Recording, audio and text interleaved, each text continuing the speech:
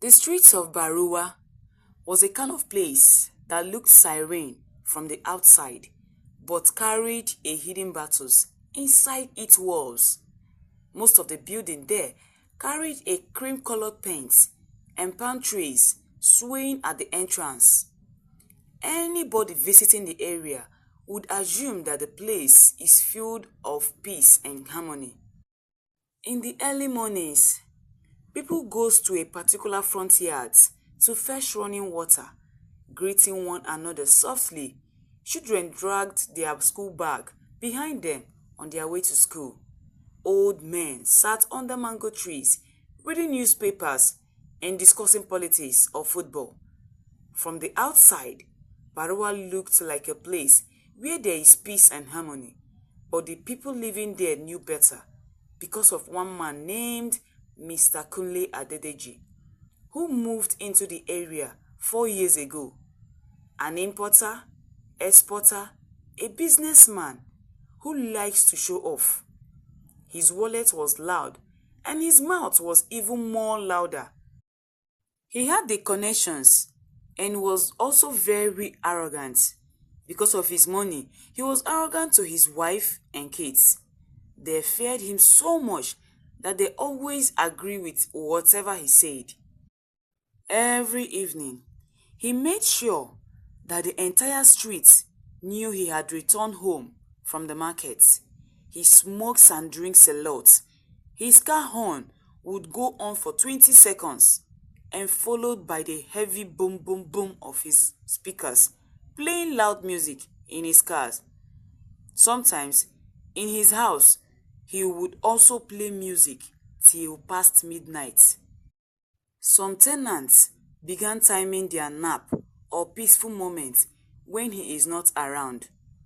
Others learned to sleep with pillows pressed over their ears.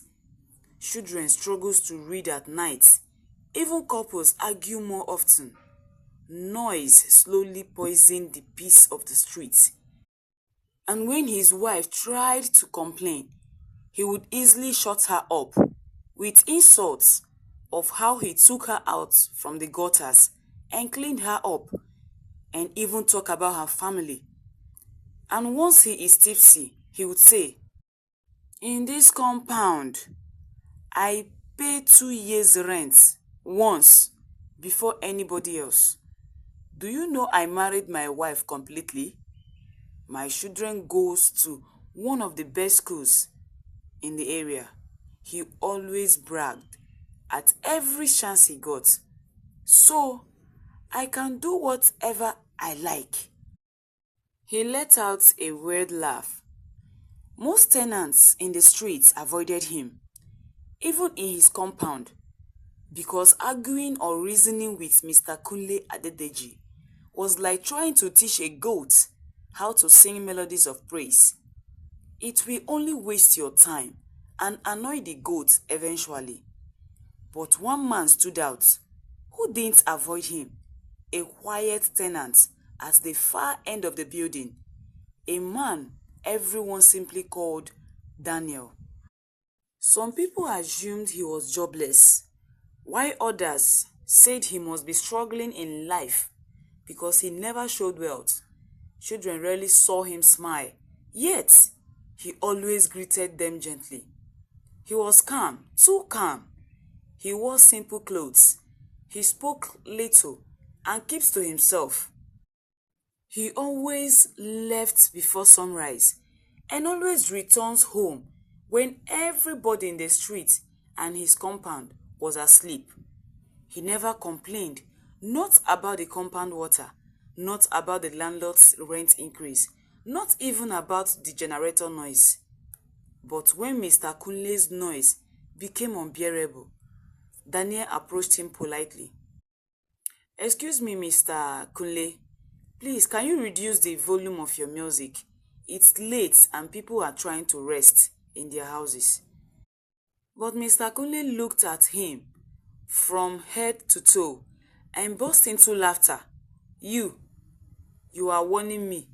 Are you mad? Do you know who you are talking to? Get out of my front before I disgrace you and your entire generation." He eased at him and slams the door on his face. Daniel said nothing, but in his eyes there was a quiet warning. He only gave him a slow nod and walked away gently. He went straight to his flat. And that night, Daniel sat on his bed, removed his wristwatch slowly, and stared at the wall. His breathing was steady, controlled, the breathing of someone trained never to act in anger. Neighbors began to whisper and gossip around. Hey, yeah, Daniel tried though. See the way Mr Kunle don't insult and finish. This Daniel self too gentle. Chai, him no sabi say people no dey too respect person wey too quiet like that. Nobody knew that when you wake or disturbs a sleeping lion's peace, the outcome is always deadly. The chaos and the disturbance happened on a Friday, Mr. Kunle's favorite day to disturb the whole world with his fella songs. He even brought out a bigger speaker. He invited his friends from his business association. Drinks flowed like River Niger. Music blasted like a club inside a church. The compound vibrated. Babies woke up crying. Even dogs barked in confusion.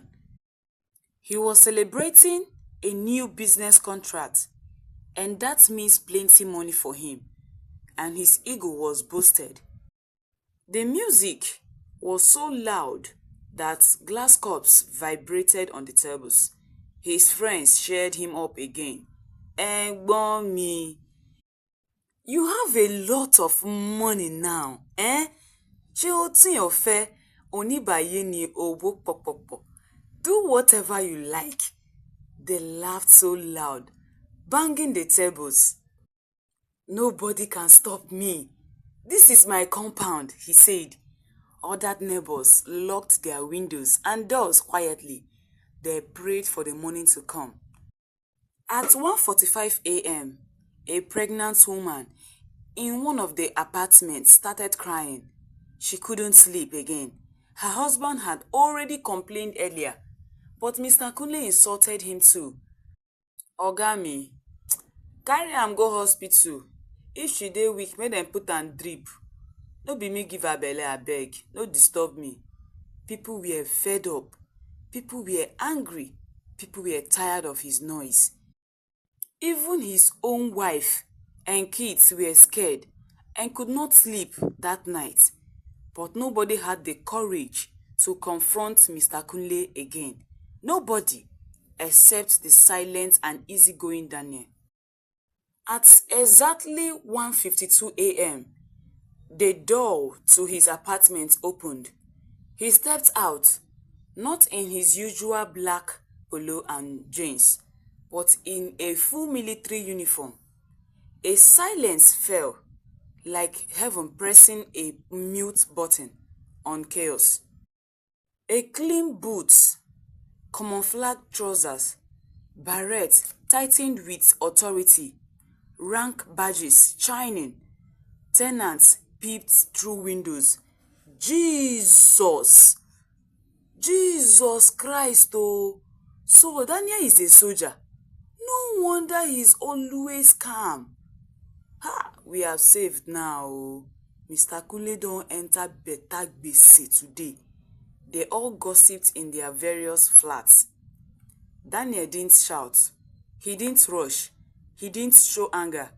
He just walked with the calmness of a man who had faced real battles, real enemies, and real gunfire.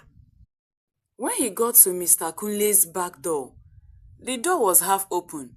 The smell of alcohol mixed with cigarettes and the loud bass of music spilled out.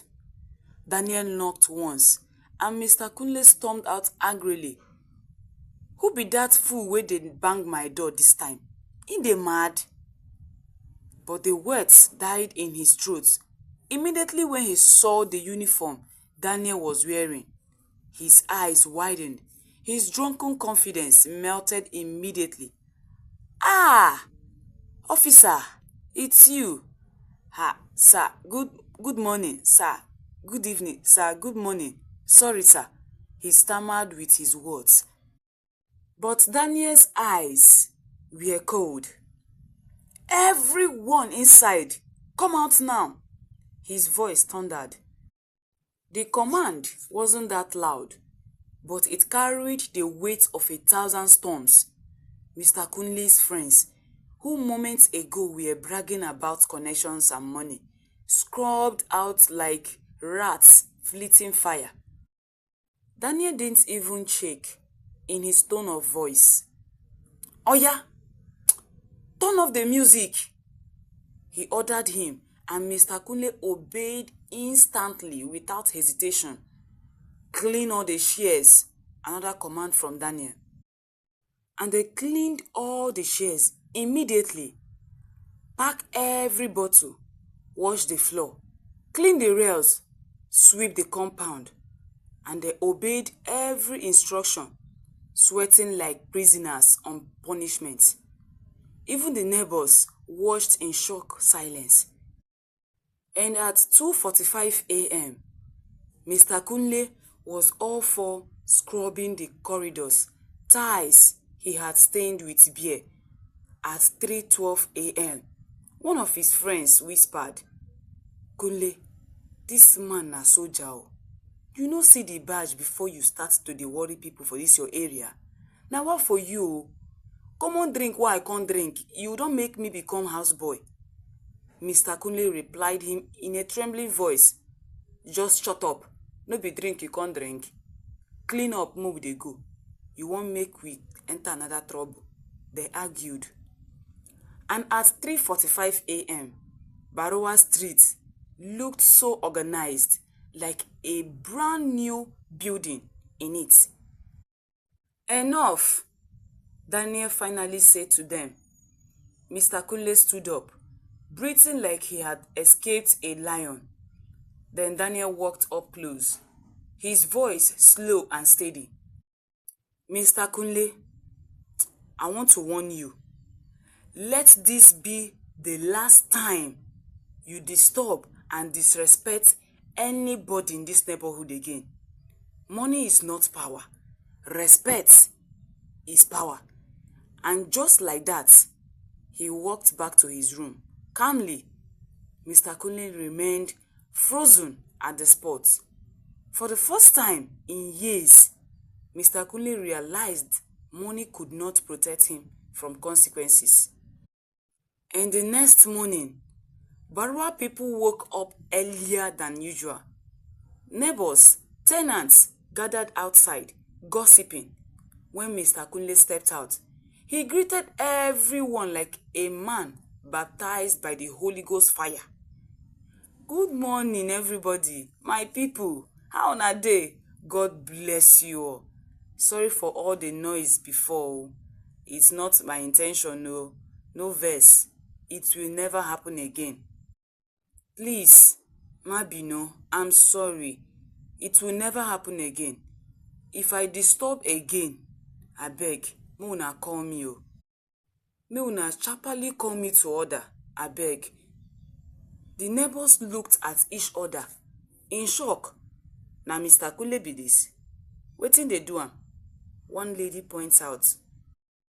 And so from that day, his generator goes off anytime he owns it by 9 p.m.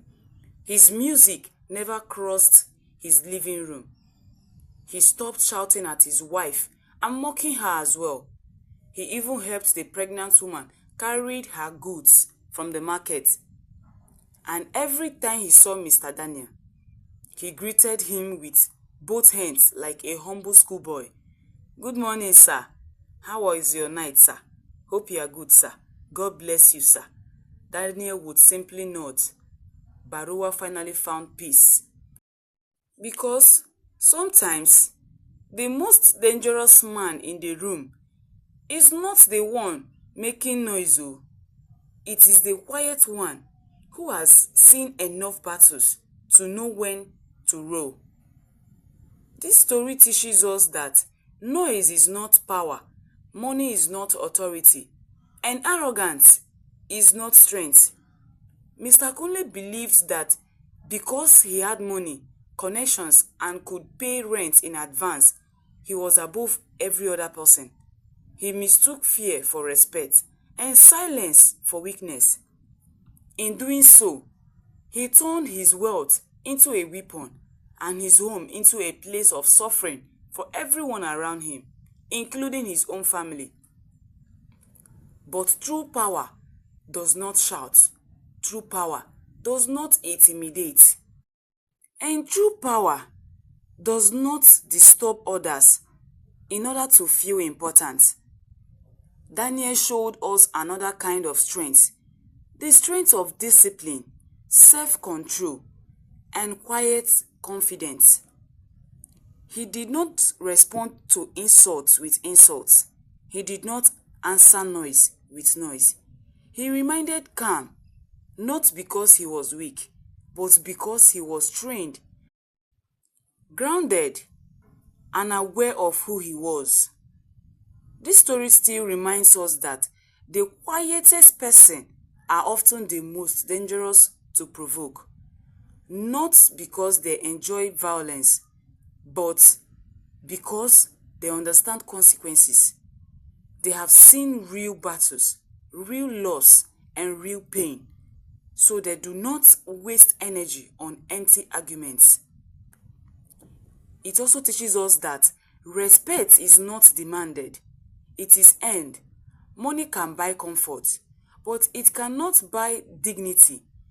Wealth can open doors, but it cannot close mouths forever.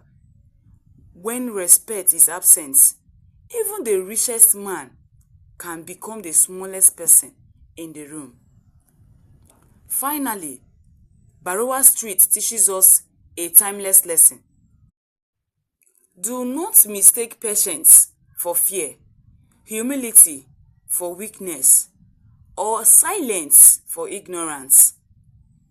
Because when the calm person finally speaks, it is usually after they have endured enough, and by then the lesson will be unforgettable when they dish it out at its time. And this story also teaches us never to judge people by appearances. Daniel wore simple clothes, spoke little, and lived modestly. So many people assumed he was struggling for life. But beneath that simplicity was authority, training, and inner power. Life reminds us again and again that some of the strongest people walk quietly because they have nothing to prove. And Barowa Street learned that respect is more powerful than intimidation, and humility is greater than pride. When Daniel finally spoke, his words carried weight because they were backed by character, discipline, and moral authority. And when Mr. Kunle was humbled, he discovered a painful truth, that money can protect you from hunger, but it cannot protect you from consequences. In the end, peace returned not because fear increased, but because respect was restored. This story warns us clearly about respect, authority, intimidation, and the consequences of all our actions. Hello cuties, how are you doing? I hope you loved and enjoyed my last story. If you haven't, please go check it out on my channel. I appreciate each and every one of you watching my videos. I don't take it for granted, and I hope you love my stories. Please remember to give me your thumbs up and drop your comments to cheer me up. And please, don't forget to share this video and subscribe to my channel for more exciting and educative stories. See you all in my next video. Merry Christmas and a prosperous and a wonderful new year. Lots of love from me, Lulu. Bye.